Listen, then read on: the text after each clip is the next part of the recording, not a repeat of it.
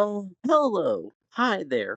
Welcome to the Pitch Grid, the podcast that brings you news, insight, and analysis from both sides of the football world, the NFL and the EFL Championship. We have a full episode for you once again, including is the NFL colluding against players? Justin Tucker got a suspension and the fallout from that. We had a couple of extensions happening, including the Bengals stadium and Todd Bowles and Jason Light. Buda Baker said that Kyler Murray is actually underrated.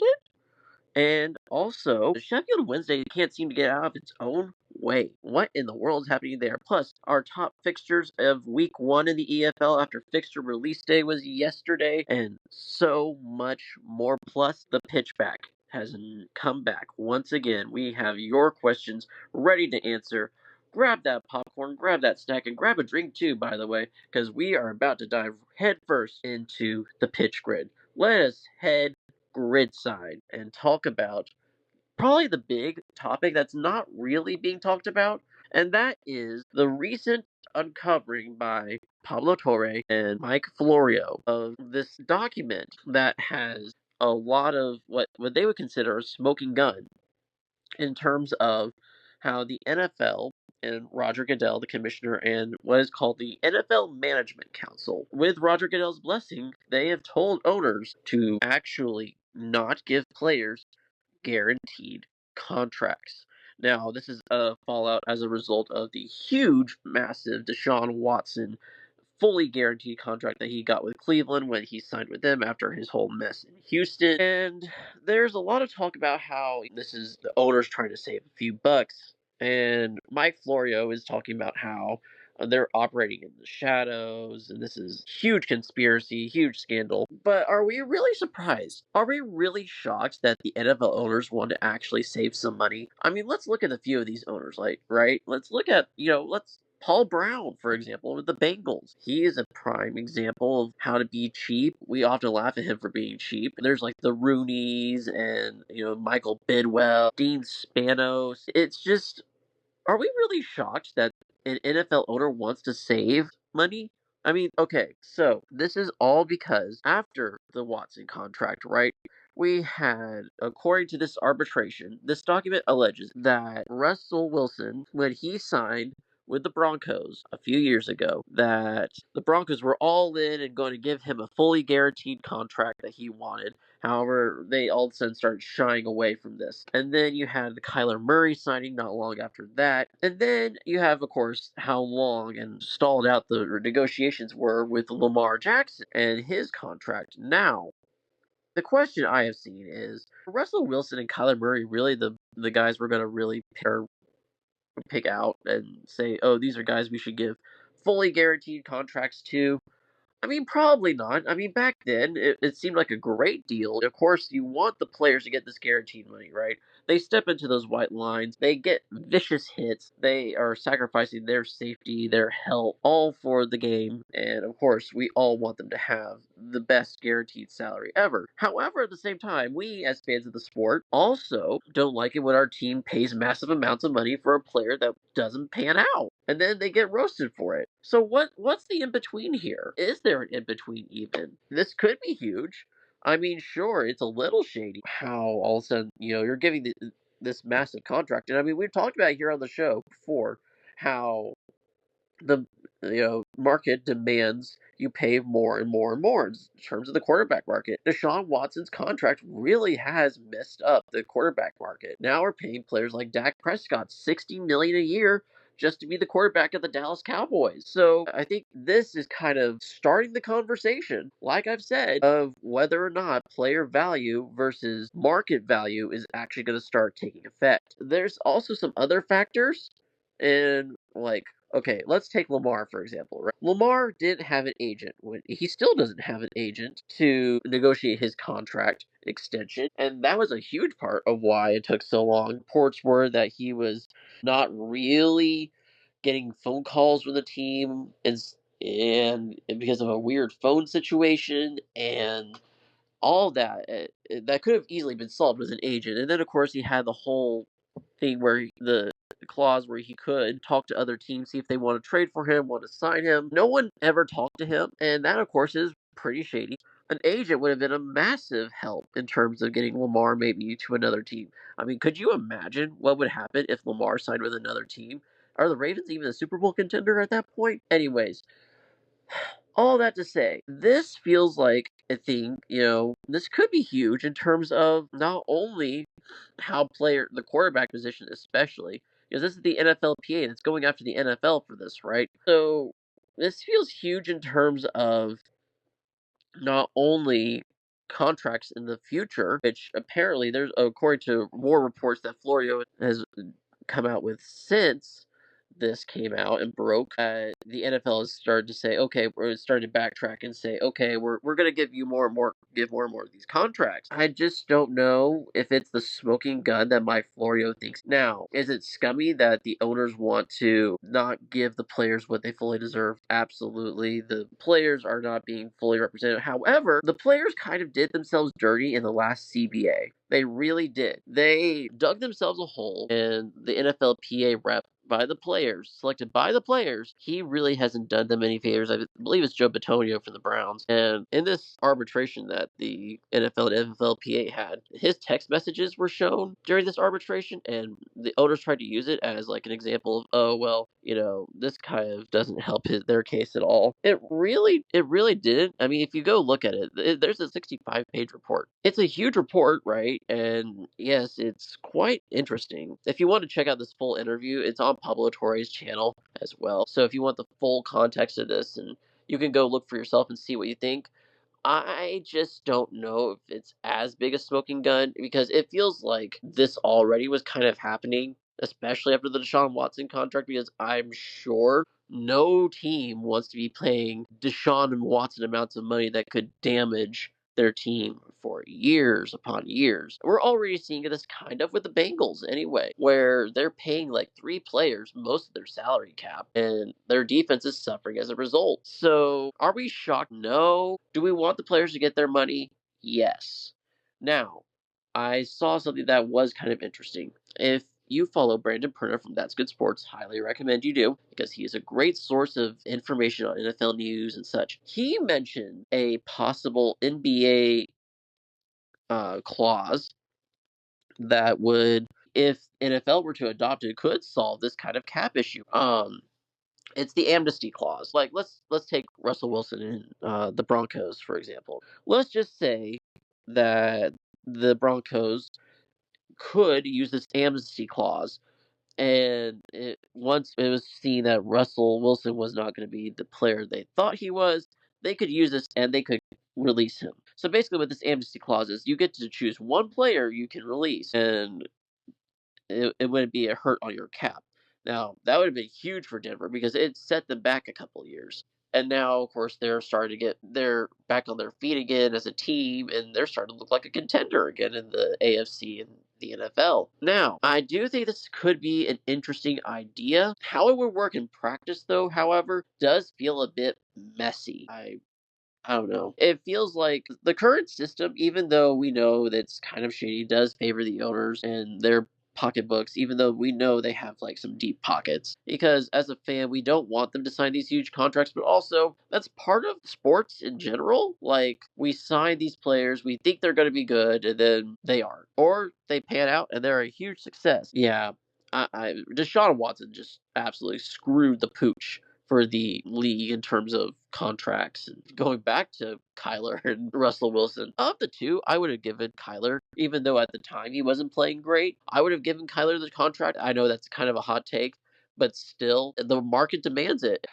Man, there's so many implications to this that it's almost staggering. Like, for both sides, I can see both sides. Where if you're the NFLPA, because really, let's be honest, the NFLPA hasn't really done itself a ton of favors since it was organized. Let's be honest, it really puts the players in a poor position where they can't really negotiate a contract that helps the player. Whereas at the same time, the NFL isn't helping their own players and helping them get the compensation they deserve for the services they provide to the NFL. So, do we have a clear answer as to an in between of, do we favor the owners or do we favor the players and screw over the team? Not really, but at the same time, I don't think we're in a bad place in terms of it, even if it feels scummy and doesn't really help the players. And going back to Batonio too, like the text messages, he said how he called Russell Wilson a wuss. He backs Russell Wilson in public for wanting the guaranteed money, but then in the background he's calling Russell Wilson a wuss for not going with the team. That's your NFLPA rep, players. That's your NFLPA rep. Why are you voting this guy to be your rep? Get someone else. That feels even worse, knowing that this is a guy that, the players voted to be the representative for their union, and yet he's being a double crosser. It feels wrong. It's so many wrong levels to this, and it just feels weird, but also it isn't as big a deal, I think, as Florio wants to make it out to be, because this is a guy in Florio who does make things bigger and more scandalous than they want to be. Of course, he's a journalist, and some journalists want to have the scandal headlines and all that. I'm not saying that Florio isn't a credible journalist, right? Florio has done some great work in a lot of other places. Just in sometimes, I feel like he lets his conspiracy theory side out a little bit and then lets it run. And this is one of those times a little bit, I think. It's such a complex situation, but at the same time, it isn't, because I think we all kind of knew that in the back of our heads, but yet we still consume the product. We still like it because we love the team. We have grown up with it. We have all the associations. If you want to be in the know with this kind of stuff, it really does make you think and help you gain some perspective on the players and what their situation is in terms of negotiating contracts and where the owners stand on all this, because the owners aren't also in the clear either, because you have Michael Bidwell of the Cardinals and Dean Spanos of the Chargers saying, "Oh, we're fully for this." They're making fun of the Broncos, and I mean, Bidwell and Spanos are kind of well-known cheapskates in the NFL owners landscape, not surprisingly. At the same time, they aren't in the clear either. They have some accountability. Both sides have accountability, and I don't know how to get that for either side. It feels like that would take a lot of effort, and I don't know if Roger Goodell wants to put in that effort. So more onto more general things of on the field and off the field stuff. Justin Tucker, he finally got the consequences for his actions. Of course, we had all the allegations come out about him in early January about all the mess he's done in Baltimore, and he was cut last month by the Ravens in a situation where he still is saying he's innocent, and the Ravens cut him as a quote-unquote football decision, and now we have the official fallout from the NFL. He has been suspended 10 games. Now, the suspension will not start to take effect until roster cutdown day on August 26th. So, he can still take place with a training camp, he can sign with another team, take part in preseason games, but then after August 26th, he can't play for 10 games. So, that ends on November 11th, and then he can be reinstated pending court findings and all the other stuff. Depending also on if there's not more that comes out, which who knows with this situation, if there will be more that comes out. My question is any team going to actually sign him? Like, after all this crap, are you really going to sign someone that has, like, the Deshaun Watson levels of allegations against him? I don't think so. I feel like even if he can sign with a team, even if he can still be a part of training camp, and even if you are a legendary kicker who can sing opera, you're probably done because you make some stupid choices and you harm people. And now this is kind of interesting of how quickly this came out, because this was in January that it started coming out about all the mess it was. He was cut last month, so it's been about 6 months, and you finally get the NFL coming down hard on Justin Tucker. Now, granted, he deserves it. He absolutely deserves what's coming because he absolutely screwed the pooch. But at the same time, like, man, that was quick. I mean, I'm sure there's been settlements and all sorts of stuff behind the scenes that have kind of sped this process up a little bit, considering we haven't heard much besides just the allegations. So I'm sure there's a lot that's being done behind the scenes to settle things in court and make sure this doesn't become even bigger news. But for right now, in terms of the NFL, is Justin Tucker done? I think he might be. I don't think any team's going to want him after this, even if he doesn't go to another spot again. I don't think anyone's going to want that kind of PR. I mean, we already have seen the kind of PR that the Browns have after signing Deshaun Watson.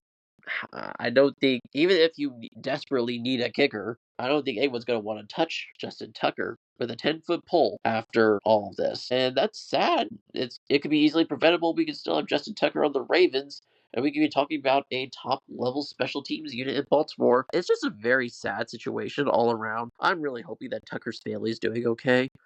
The NFL statement that came out with this, it really feels like this is just a slap on the wrist. It really does. It feels very similar to the Deshaun Watson punishment. You get 8 games and you're good. It was 8 to 10 games for Deshaun Watson, I think. Even if I don't think that anyone's going to sign Tucker, at least for now.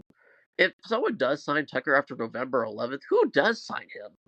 Like, what team is desperate enough to want a kicker that bad to take on the PR and all that? Oh goodness, could you imagine if we get guaranteed contracts for kickers? Like some team pulls a Browns and decides to give a fully guaranteed contract to Justin Tucker. That would be wild, and I would think fully the NFL has embraced chaos mode. Yeah, I really do. I don't think it will happen, but that would be a hilarious scenario, which I don't know if that team could ever recover from, and maybe the kicker market might never recover from. But yeah, we finally get the fallout, and it's not pretty for Justin Tucker, but he deserves it, even if I think he might deserve more. I'm shocked he didn't get a fine as well, maybe, or even longer suspension. I wouldn't be shocked. I would have been shocked if it had been more like a 14 game or a season, really. I wouldn't have been shocked if it had been a full season for all the allegations. I mean, I was kind of shocked that Deshaun Watson didn't get like a season full suspension. It's messy all around, but at the same time, like if we're going based off like Deshaun Watson stuff, it is kind of like okay, yeah, that makes sense why they would give him this amount of games. So I can see both sides. I can see why they would only give him that amount, but at the same time, it feels like he does need more. But at the same time, as well, the punishment of not being on a team is also part of it as well. His career's probably done too. And who knows how the kicker market's going to be affected by this, if at all. Moving on to other news, we had Todd Bowles and Jason Licht extended by the Tampa Bay Buccaneers. Now, what does this mean for the Buccaneers themselves? It brings a lot of stability to their front office. It makes sure that Light doesn't go anywhere. He's been an excellent GM, has gotten them a lot of great draft picks, has helped sign a lot of great free agents, including Tom Brady, getting a lot of players into that Super Bowl winning team they had a few years ago. Now, Todd Bowles is the one that people don't seem to care about. I'm all for this one, honestly. People don't like Todd Bowles. They think he's overrated. I will say that Todd Bowles has been on a Super Bowl winning team. He made a Tampa defense for Bruce Arians that was absolutely lethal. And after that, really, I mean, let's be honest, okay? Some people say, oh, the Bucks defense hasn't been great in recent years, and that's his calling card. I would counter with this. You lose Levante David, you lose Shaq Barrett in his prime, you lose Vita Vea in his prime, even though Vita Vea is still excellent. We love our beefy king there in Tampa. I mean, you lose Jamel Dean and others in their prime. You're not going to have the same Tampa defense all the time. And they had to rebuild, they had to restock. And I think they are finally starting to get that once again. They have a very solid foundation there in Tampa. They're building it up again. I really do think that, and Jason Light's going to help him with that. Also, the players love this guy, and Bruce Arians selected him to be the successor. If there's anything more of a recommendation that you need, is if Bruce Arians recommends that you be the successor, especially if he just won you a Super Bowl, you better listen to Bruce Arians, because Bruce Arians knows a lot about football in a lot of ways. And even though he may not be the most charismatic, the most entertaining or outspoken coach, I think that's okay. I really do. There's been a lot of quiet coaches in this NFL that aren't brash, aren't the greatest motivators that seem to us, at least in the public eye. However, behind the scenes, they are a player's coach. They love and they care about the players. And we see that with Todd Bowles, I think. We see how the players love this guy, and he's made multiple playoff appearances, and he makes sure that his players are ready to go. Also, one of his more underrated things, and I said this when we did our top 10 coaches, His strength is getting a coordinator to work with the offense that can actually be good and makes sure that his offenses run competently. We've seen this the last two coordinators, even though they've both left in Canales and Cohen, he was able to expertly pick them. I would love to see this year how he does. If he does it again this year and the Bucks live up to the potential that they have, I don't see why Bowles is not a top 10 coach. If you can expertly pick your assistants and make sure that you can delegate them to the side of the ball that you were not great with, and then make sure that you can focus full heartedly on that side of the ball, and make sure that you play to your strengths. That's a coach, to me, that is expertly doing something right. We see this with Andy Reid, right? We see Andy Reid going and delegating the defense to Steve Spagnuolo. Andy Reid doesn't really care about defense. He'd rather draw up plays in his office for Patrick Mahomes to go bomb it. He'd rather do that all day than be caring about the defense. And we saw in Philadelphia, right before he got fired, and he was the GM, and he was making all these personnel decisions, he got burned out. And we've seen other great coaches who overdid it and who have overworked themselves, such as John Gruden recently with the Raiders, that they get burned out quickly and they do not function as well. Now, I think we also see the likes of Dan Campbell and Nick Sirianni, who are brash, great motivators, and are loud and bombastic personalities of coaches that they also delegate very well. I mean, we get to see this year with the Lions. Like, Dan Campbell has to pick new coordinators for his team. Do we discount that and just say, well, that doesn't matter because he doesn't feel like he can motivate me? I don't know. Maybe I might be wrong on this, but I feel it very strongly that Todd Bowles is getting a lot of disrespect just because he hasn't won a Super Bowl when he has actually, not as a head coach, granted, but he's still building a team up from scratch again because they really had to retool the last few years from the Super Bowl winning team after losing the likes of Brady and Gronk and a lot of the big pieces of the defense that were in their prime for that Super Bowl run, but now aren't. And so they have to replace those players. And you know what's funny enough? The rankings for the Bucks defense might have dropped in a couple of areas, but they actually were top 5 in run defense. Did you know that they were also, not only that, in the top 20 in terms of passing defense? Like, this isn't a defense that's like completely gone downhill. This is a defense that's still very solid. It just has a lot of young talent that they're trying to grow into the positions that they had with the veterans they had when they won the Super Bowl. At face value, it may look like a bleh move because Todd Bowles doesn't feel like the most enigmatic coach of all time, but I still really like it. I think it's a great move to extend a coach that's given you nothing but success in Tampa. You've won the division for how many years in a row? And you feel like the dominant force once again. You feel like one of the top dogs in the NFC this year. I mean, who else besides Philadelphia and Detroit, maybe, do you think could run the NFC right now? Besides them, I don't think you can say many, besides maybe LA. The Rams, if they meet the potential with them and their offense and the young defense, I think you have to say Tampa. And that's a lot of credit goes to Jason Licht and Todd Bowles for putting them in that position to be in that conversation for being a top team in the NFC. I don't know, just my thoughts. I think this is a great move by Tampa to secure their front office, make sure their future is still there, and they don't want to have any drama over this. And I understand it. Goodness, the Glazers don't do this enough with Manchester United. Could you imagine if the Glazers actually did this with Manchester United?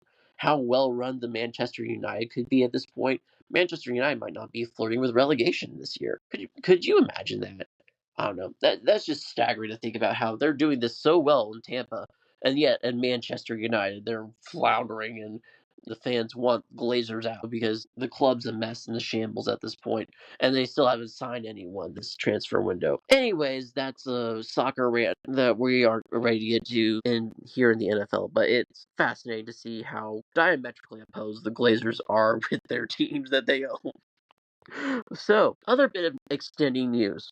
The Bengals in Hamilton County did agree to a tentative $470 million deal to renovate Paycor, otherwise earlier known as Paul Brown Stadium. They had until June 30th, the Bengals did, to renew this lease that they had with the Hamilton County and the city of Cincinnati. It still needs to be approved from team and county officials.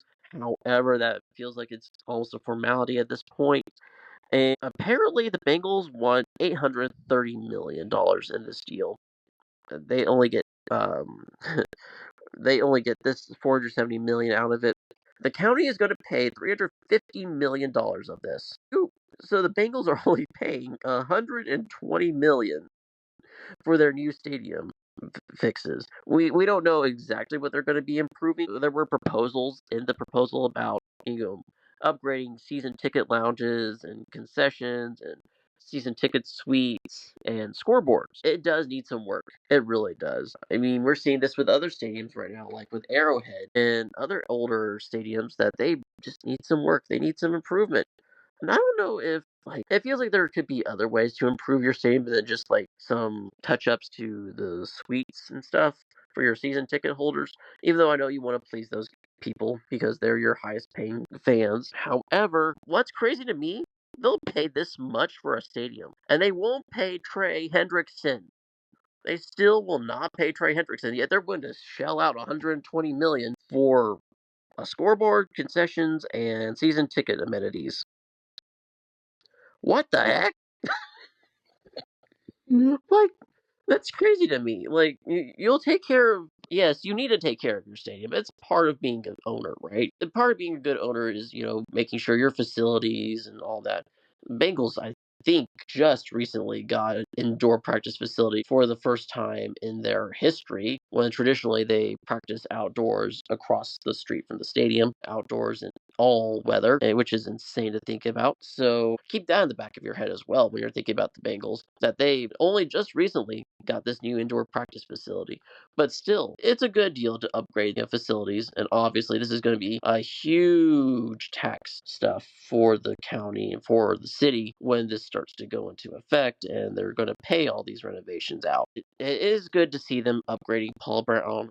I call it Paul Brown. It's Paycor. They sold the name rights to Paycor for the stadium, but I still think that you need to pay Trey Hendrickson, you need to pay your players as well. It feels like as an owner, you need to not only take care of your stadium, but you also need to take care of your players. I wish they would probably do more with it, because I feel like if they could upgrade the stadium more, they might be able to make Paycor an actually decent stadium. I feel like fans have always kind of complained about some aspects of Paycor or another, and how the seats are falling apart and stuff like that. And I think they upgraded those to some extent, but not a ton. And now they're upgrading these other areas. So who knows? I would love to hear what Bengals fans think and needs to be upgraded to that stadium.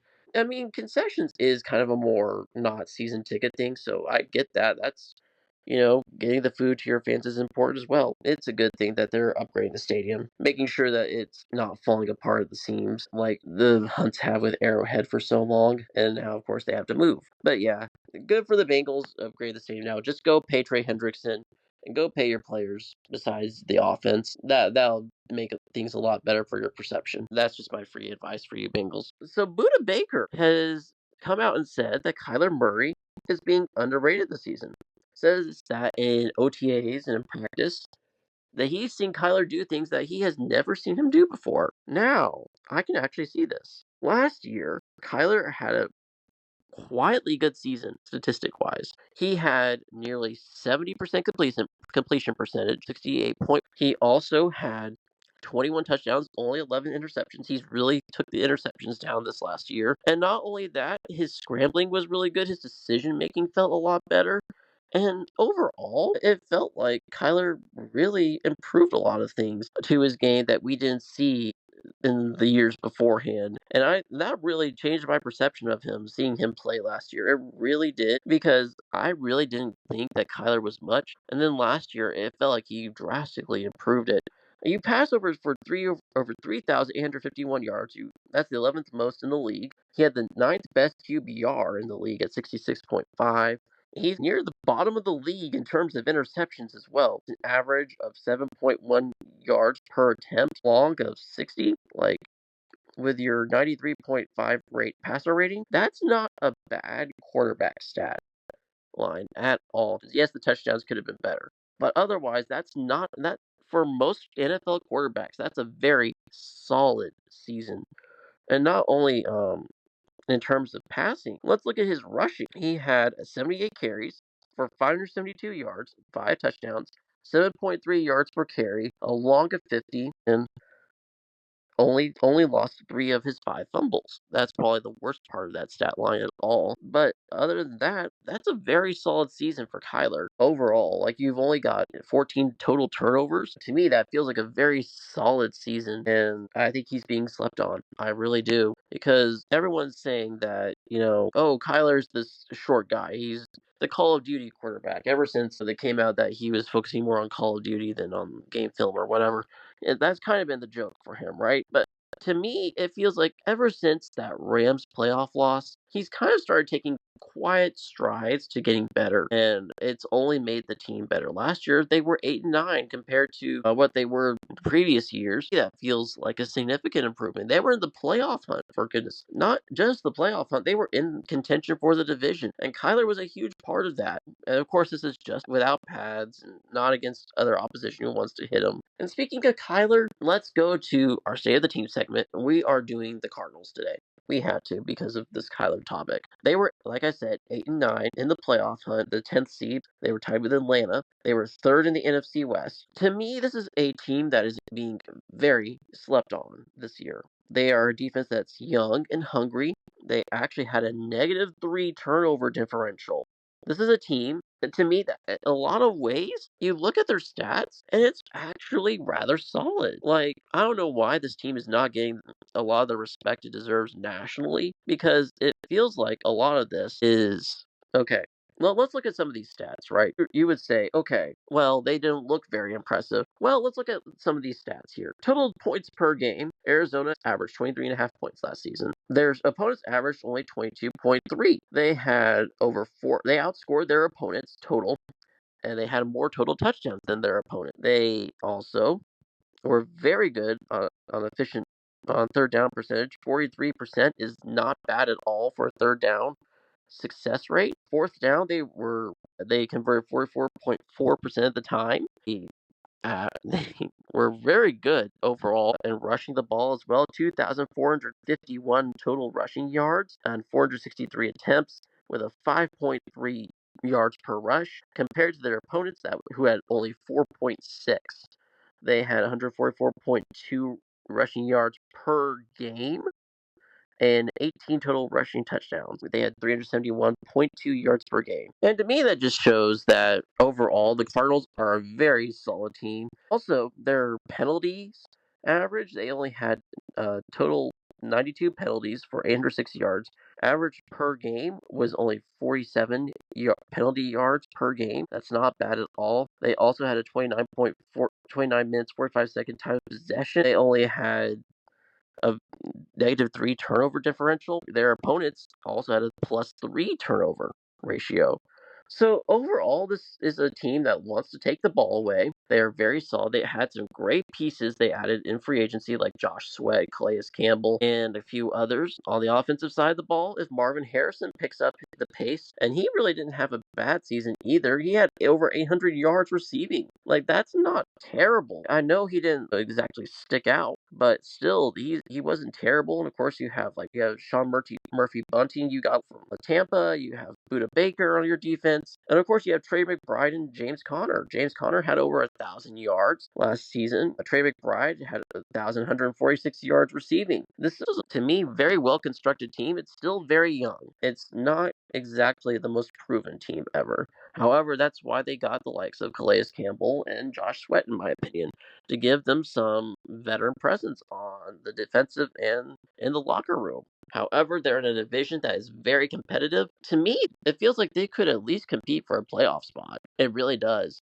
Because, I mean, who else in the NFC are you really going to trust? Besides, okay, let's think about this. You have maybe the Packers, the Bears, you have the Falcons, and the Cardinals. And the Vikings, maybe. So those are 5 teams that you really could say are the strong contenders. Maybe the Panthers if Bryce Young does well. So let's say 6, right? For grins and giggles. However, other than that, in the NFC, this feels more wide open than the AFC. It really does. Like, there's teams here that you could make a case for any of them, and I would not be mad if you told me that they would make the playoffs because the Packers are solid, the Bears look solid on paper, the Falcons look solid on paper if Michael Penix does well and they have a good edge rush. They also have the Vikings if JJ McCarthy does well and O'Connell works his magic once again with a young quarterback. That could be really good. And if you also have the Panthers with Bryce Young and the defense shows out, that's another solid pick.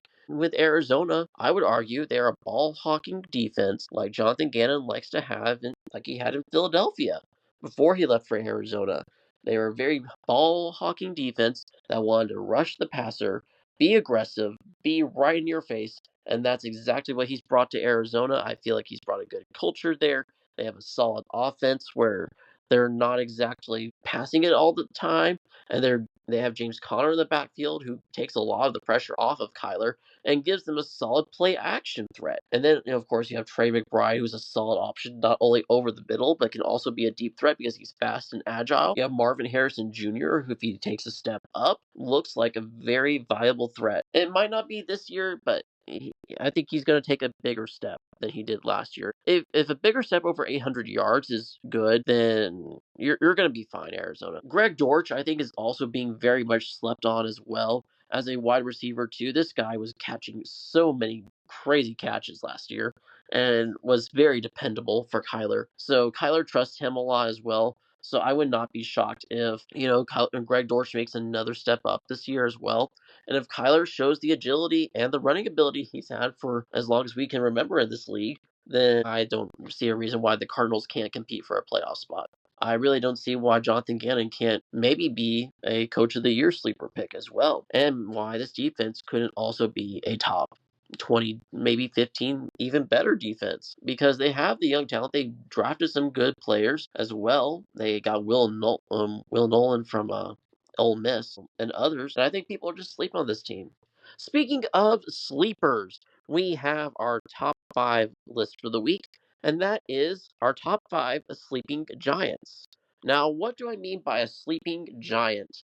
Now, I'm going to say that the qualifier for this is you are a player, you can be a team, you can be a specific part of a team, or you could be a coach that is being slept on this year. I think needs more respect, deserves more respect. And if they show the potential that they have and they wake up, they could be a problem in this league. So, without further ado, let's start with number 5. My number 5 sleeping giant is Bryce Young. Now, Bryce Young, didn't have the greatest start to his career. He came out and didn't look great. His first year was awful, had a lot of bad stats. They get Canales in, and he doesn't look like he's doing much last year until the second half of the season, where all of a sudden he looks like he has turned a corner and he is slinging the ball and he looks great. He's accurate. He's dangerous. That showed, I think, what Bryce Young can do. And if he takes that step, he takes what he had in that second half of last season and brings it into this season, Bryce Young is going to be a problem. He really is. I am excited to see what Bryce Young can do. He got a lot of good intangibles. He still has a lot of the accuracy. He has the zip. He's small. That is a problem, but also you could say that with Kyler too. And he's mobile too. So I would say that if Bryce Young takes last season's second half and brings it into this year, he's going to make the Panthers a huge problem, and that's going to be exciting because this Panthers team has a lot of talent and could be so exciting and be much better than last year. My number 4 sleeping giant would be the Minnesota Vikings. I really do think that this team is kind of being slept on because of JJ McCarthy. I really do. Their defense is still really good. They still have Andrew Van Ginkel, who is still one of my favorite players. His name's just fun to say. Also, he is one of the best defensive players in this league that no one talks about. And not only the defense being solid overall, they did lose some pieces, but overall they've kept the majority of them. Not only the defense is solid, but you have an offense that has one of the best receivers in this league. You have one of the best wide receiver 2 options. You have one of the best tight end options coming in fully healthy this year, by the way. Not only that, you have one of the better tackles in Darisaw, and not only that, you have a very sneakily good running back in Aaron Jones. And not only that, you have a Coach of the Year winner in Kevin O'Connell. If you can take Sam Darnold and make him good, then you can make anyone good. And while people might not believe in JJ McCarthy, people didn't believe in Sam Darnold either. So you raised me J.J. McCarthy, I raised you Sam Darnold and Kirk Cousins and the Pastronaut, Josh Dobbs. Rest in peace, Pastronaut. That era was fun. And if you can make all these quarterbacks look good, then yes, I'm going to believe that you as a coach can develop another quarterback in J.J. McCarthy and make him look solid. If he makes them look solid, you need to watch out for the Vikings because they could make some noise again. And they could be a problem for the Lions and the Packers and the Bears. That would make the NFC North so stacked. It would be so fun to watch. I would love to see that. Now, my number 3 sleeping giant is the Cardinals. I still think, you can take all the reasons I said earlier when we were talking about them and put them right here. This Cardinals team is going to be a problem, folks. I really do think they will be. And I think people are sleeping on them so much. Number 2, this might seem like a weird sleeping giant, but the Chiefs' offense is being slept on, folks. Okay, let's break it down. Let's look at their quarterback, Patrick Mahomes. He has not had statistically one of the best seasons of his career the last couple of years. He has had to evolve, in my opinion, and become a quarterback that we did not know he could be in 2018 when he was slinging 50 touchdowns and was looking like he had the video game offense. Now he's had to evolve. He's had to be more patient. He's had to be not a guy that can throw the ball down the field all the time. He has had to make sure that he has to rely on a run game. And that, to me, shows why he's one of the greater quarterbacks, not only of this era, but of all time. And because of that, he has had to evolve, and his stats might suffer somewhat because he's not throwing for a ton of yards. He's not throwing for video game numbers and touchdowns. He still had a very solid year, though, last year. For most quarterbacks, that is a career year that Patrick Mahomes had. For 99% of quarterbacks that aren't Patrick Mahomes, Lamar Jackson, Josh Allen, and Joe Burrow, those are career stats. So, not only do you have Patrick Mahomes, one of the best quarterbacks in this league, you also have a running back room that now has Kareem Hunt, a fully healthy Isaiah Pacheco. You have Elijah Moore as a pass-catching option. You also have the guy out of SMU that the Chiefs drafted, who also looks like a great pass-catching option, as well as a downhill runner. So, you're going to pair all of this as a great running back room. Now, you also have a very underrated Chiefs wide receiver room. You have Rashee Rice fully healthy coming back, and it looks like he's in the best shape of his life if you go watch his training videos. You have Xavier Worthy, who is one of the better downfield threats last year and showed why he's really good downfield, but also improved his route running as the season went on. You not only have those two, you also have Nikhil Remigio. He is one of the more underrated punt returners and kick returners last year for the Chiefs, and he showed he has great speed, and not only that, he is really good at just route running and making sure that he can get in the positions he needs to be. Not only do you have these guys, you have Jaden Royals, who is a sleeper receiver out of this draft. He got drafted in the 6th round by the Chiefs. He's going to take off, folks. I really do think he's going to be a huge receiver for them. And he's not only speedy, but he's great at his routes, and you are hearing nothing but good things from him at Chiefs camp as well. Not only do you have all of that, you have the best center in the league. Yes, I said the best center. He has not allowed a sack in 2 years. You have Trey Smith, and you upgraded your offensive line with not only a guy in Josh Simmons, who was cleared for training camp and will participate fully, despite all the injury concerns people have had since him being in the draft process. Well, apparently he's fully healthy and ready to go. So not only that, but you also have Moore, who they signed from the Niners. Yes, this Chiefs offense is being slept on. Not only that, you have Travis Kelce still there. His job, it's not to catch passes and score a ton of touchdowns now. He's there to be a decoy, and that's okay with him, because all he wants to do is win. So I don't know why people are sleeping on this Chiefs offense. I really don't. It's got tons of depth, got tons of speed. I feel like this offense could take off this year, if not next year, and this offense is only going to be better than last year. I really do think that. And if anything out of this camp is being true, then this Chiefs offense could be scarier than 2019.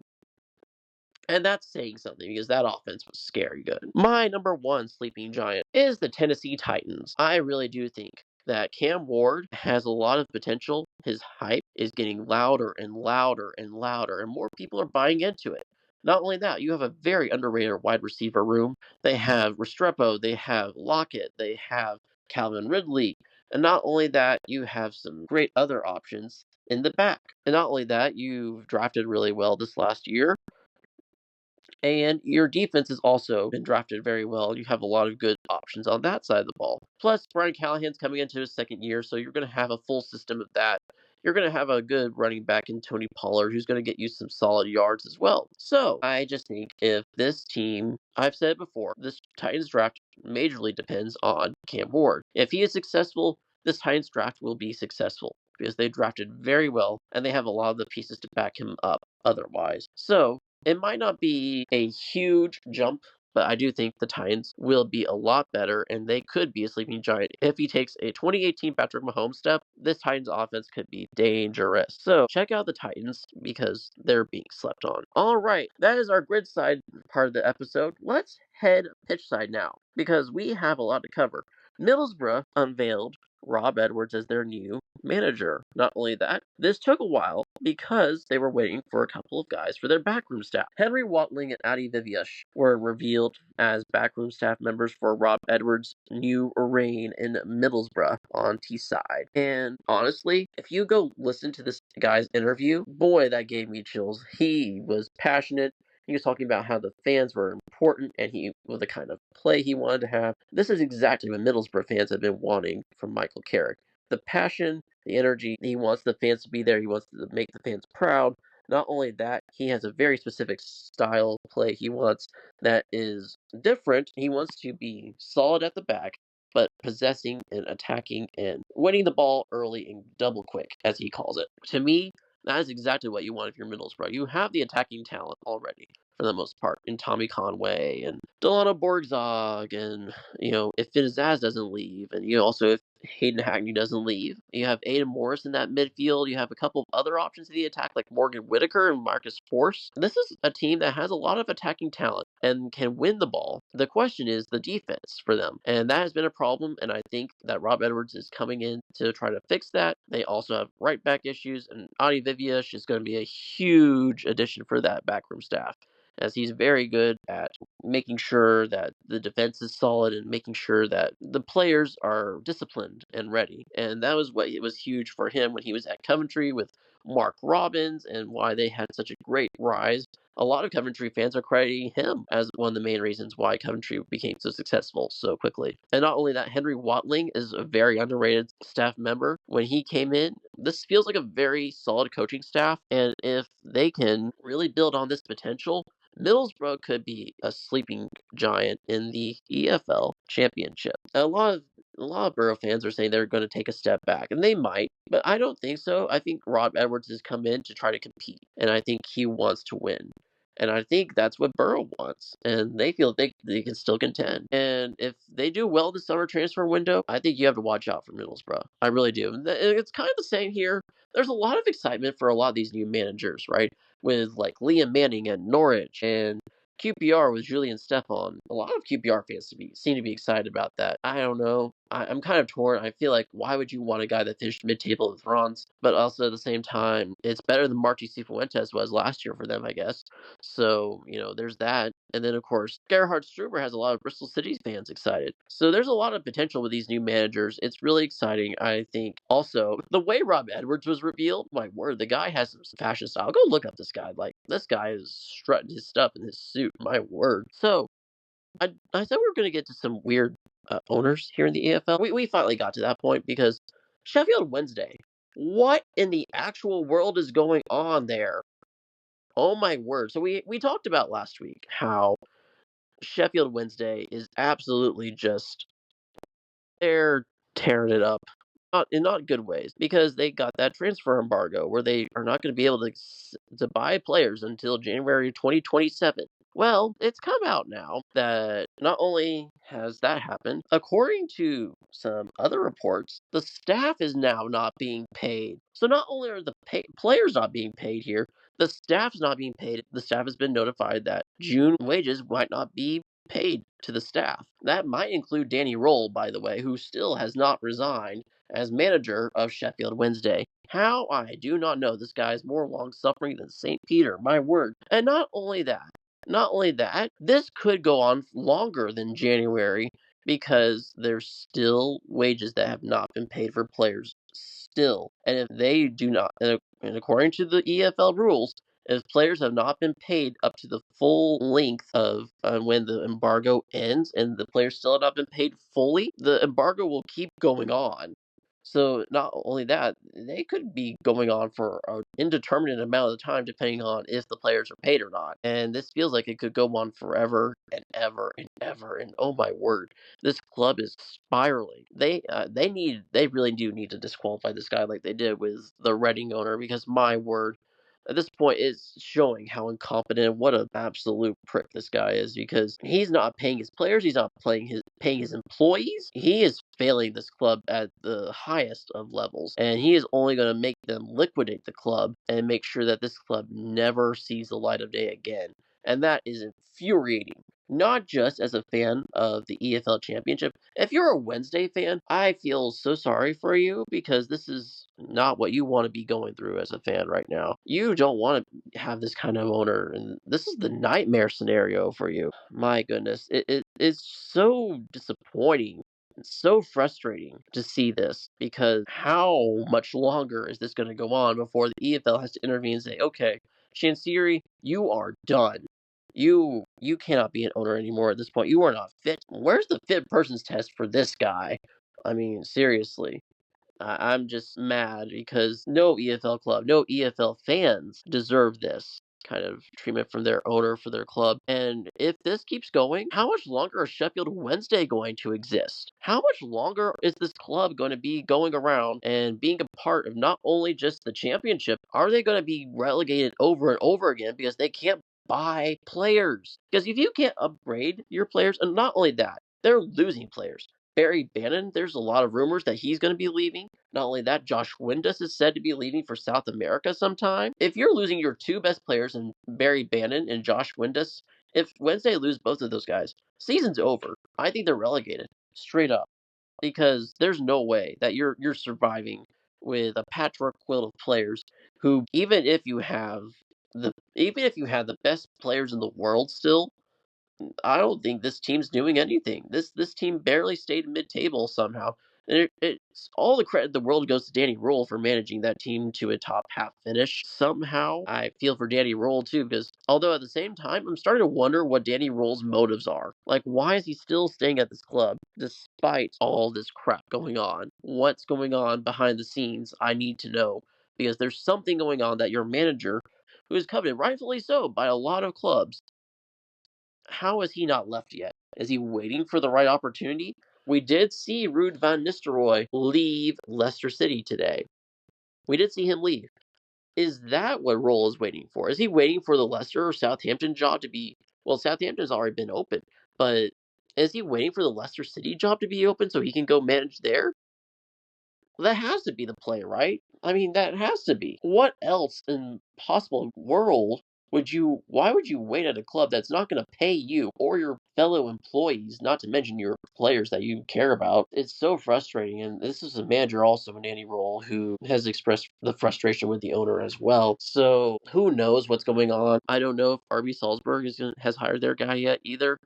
This may all be like contract negotiations and people being hung up on buyout clauses or whatever. Who knows what's going on behind the scenes? It's just insane. It doesn't look like there's an end in sight, because this feels like Wednesday could just be rolling down the pyramid faster than a rolling snowball. And that's just sad, because this is a historic club who has a historic stadium, which is also declining, by the way, because Chansiri won't improve it either. So Hillsborough is falling to the wayside as well as Sheffield Wednesday. And who knows where this historic club will go from here. It only looks bleak. It only looks dark from here. Prayers up for Sheffield Wednesday, because they are going through it.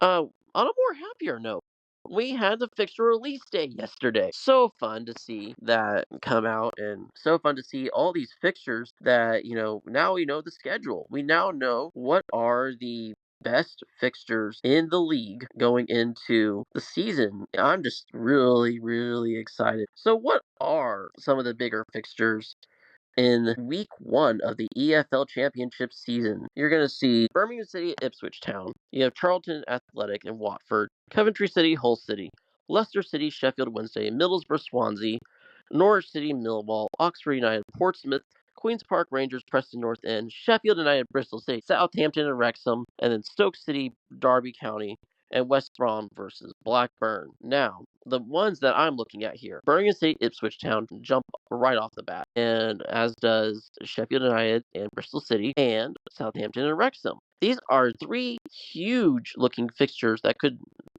be tasty and look really fun to watch coming into the season. These are some of the bigger name teams like Birmingham City and Wrexham in terms of the brand recognition. In Southampton and Ipswich just came down from the Premier League.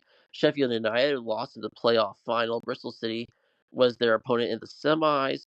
So we're getting a grudge match, getting the team that's trying to do what Ipswich did in Birmingham City, facing the team that did it twice, that got promoted from League One to the Championship and then to the Premier League. So Birmingham City's trying to repeat it Ipswich, while Ipswich is coming back down and trying to go back to the Premier League. So it's going to be a fun matchup, and it's going to be a fun weekend because we always get excited for week one in any sport, but especially in the EFL Championship, it always feels like a sense of hope and a sense of promise comes in when you have that first fixture. There are some people that are saying that this was rigged, that these fixtures were hand picked, that the league really just didn't care and they just had to pick these matches all along and there wasn't going to be any other way. I would disagree with that. Why would you not want these big fixtures week one, especially when you're trying to market this league? Especially when you want this to be a more globally reaching league than just in England. Yes, we know the championship is English league and, it needs to stay there. But also, they're trying to reach a more broad audience as well. And these are some of the bigger name teams. These are some of the bigger name clubs and bigger names in this league that are competing against each other. Why do you not want the best of the best in week one and show off some of your product? To me, that feels almost like a no-brainer.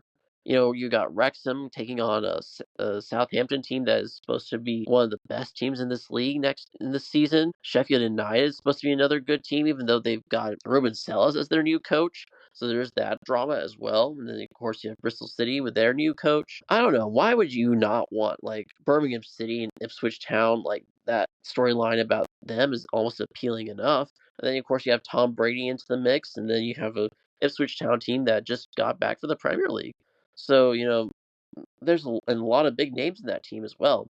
And a lot of big names are being put into Birmingham City potentially, with them going after the likes of a Celtic striker and stuff like that. And the team names that, you would normally think, but also names that are coming into these clubs that are just you would normally think they would be there, but they absolutely are now with Birmingham City having the ownership pull they have.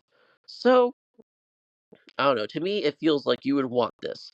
Maybe that's just the American in me, but it feels pretty obvious that you want these kind of matches week one just to get the hype keep going and make sure that you're not just watching some. Yes, the other fixtures could be absolute bangers as well, but we don't know that yet. You want some kind of headline matches. So my question to them would be, what matches do you want in the opening week? What matches do you think would be the best and more compelling than the ones that I've listed? That's the question I would have for them. Because otherwise, it doesn't feel like there's a lot of compelling matches unless you're fans of those clubs. So, to get some draw to this league, you need some kind of headliner, and these four feel like it. Cannot wait to watch those. I'm really excited, especially for Birmingham City, Ipswich Town, and Southampton Wrexham. That feels like a great time. And we're going to see right away whether Birmingham and Wrexham are up to the snuff. And also, Sheffield United and Bristol City feels like a great grudge match. All right, it's time for the PitchBack, the listener question hot take segment where anything you throw our way gets answered. Let's dive right on in and see what the grid's got buzzing today. So, our first question comes from @CheeseandBearPod, who says, "What soccer player would be the best NFL player?" That was a very hard question. It feels like you could go in multiple ways with this. I would say an underrated one, or Okay, hear me out. Bukayo Saka at receiver, I could see it. I really do. He's got the physicality. He's got the pace. Why not see if he can catch? We in soccer we don't really see that, but at the same time, I could also see him being a pretty decent receiver. Like he could body someone and also make a great catch as well, outpace the defender. So I don't know. To me, that feels like a very I don't know. It felt like the best option I could think right off the top of the bat. Aiden Morris from Middlesbrough to be a more EFL Championship specific one because he feels like he could be a decent linebacker as well. He's got the build, he's got the stamina for it as well, and he's also got some pace on him too. So sneaky pick there if we're looking at EFL Championship specifically. But if we're looking at like Premier League and bigger leagues, I would love to see Bukayo Saka or like a Lamine Yamal. Could you imagine Lamine Yamal at receiver? Like he's small, he's tiny, but he's so fast. He's got great vision. To me, Lamine Yamal would be fun to have at wide receiver as well. Adam B Sports has asked a couple of questions. Can anyone overthrow Liverpool? And does Chelsea have the makings of a champion once again? To be rather brief, no, I don't think anyone can overthrow Liverpool this year. The signings they're making, goodness, they look like they could be more stacked than last year, especially if Mo Salah takes off again. And he has another great year, even if he's a year older. My word, Liverpool could be absolutely unstoppable and would be a machine. The closest one that would be able to do that would probably be Manchester City, just because they also are making a lot of signings. You can tell they're really trying to fix the holes they had last season, and they want to come back and they want to win. So it could be a fun title race if, say, Liverpool drops some points. However, if Liverpool bring in a few more signings, boy, Liverpool feel like they could just be a Death Star of a team next year in the Premier League. Does Chelsea have the makings of a champion again? I do think they are building the foundations of that. They have a lot of good players. They've signed a couple of good ones. My thing is they do not have the depth, I think, to be able to keep up with the likes of a Liverpool or a Manchester City. And I think that's going to hurt them this year. Now, if they keep building and building and they keep using that ownership that they have for the money they have and they use their money wisely, Chelsea will definitely get to that point. It's just a matter of time. And if this year they can prove that last year wasn't a fluke, they need to prove that because last year felt like a huge change in momentum from what Chelsea had been the last couple of years. They really need to change that as well. Ad Sports PSP also asked, Corey Dillon or Jamal Lewis? That's a tough one. It really is. Because Corey Dillon, he was very solid running back. He won a Super Bowl. But also Jamal Lewis did win a Super Bowl as well with Baltimore. Corey Dillon, to me, feels like the answer here just because I don't know. He feels like he was able to succeed not only at just one place. And yes, Baltimore is a great place to succeed if you're a running back as well. I just don't know. It's so tough because Jamal Lewis is very underrated when you talk about top running backs in the 2000s. Corey Dillon just feels like the right answer here just because he was able to succeed not only in New England, but in Cincinnati. And he had such a solid career and never really slowed down until the very end. So I'll go with Corey Dillon, but it's very, very close. That's a very good question. I liked that a lot. And that is it for this episode of the Pitch Grid. Thank you so much for joining us once again. If you're watching on YouTube, please like, subscribe, and hit that bell so you never miss an upload. Listening on Spotify or Apple, a rating or follow goes a very long way. We'll be back soon with more chaos, commentary, and coverage for the championship and the NFL. Until then, stay sharp, y'all.